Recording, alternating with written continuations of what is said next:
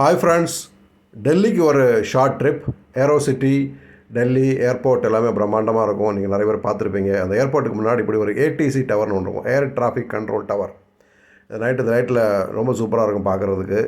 இந்த டவரில் இருந்தால் வந்து எல்லா ஏர்போர்ட்டுடைய எல்லாவுடைய டிராஃபிக்கையும் கண்ட்ரோல் பண்ணுறாங்க.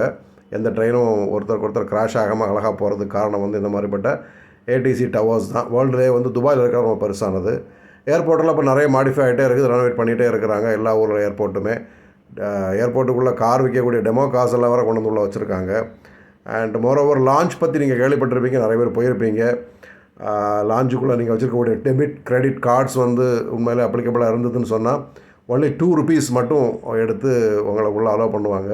அந்த ₹2 அங்கே வச்சுருக்கக்கூடிய எல்லா ஃபுட் ஐட்டம்ஸை நீங்கள் வந்து பொஃபே சிஸ்டத்தில் வந்து எவ்வளோ வேணுமோ அவ்வளோ எடுத்து சாப்பிட்டே இருக்கலாம். ஸோ வெஜ், நான்வெஜ் எல்லா விதமான ஐட்டம்ஸும் இருக்கும்.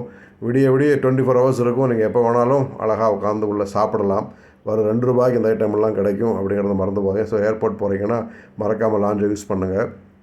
அதே மாதிரி ஏற்கனவே சொன்ன மாதிரி எல்லா ஏர்போர்ட்லேயும் வந்து நிறைய ரெனோவேஷன்ஸ் எல்லாம் போயிட்டுருக்குது. நம்ம மீனம்பாக்கம் ஏர்போர்ட் சென்னை, அங்கேயும் நிறைய ஒர்க்கெல்லாம் போயிட்டுருக்குது.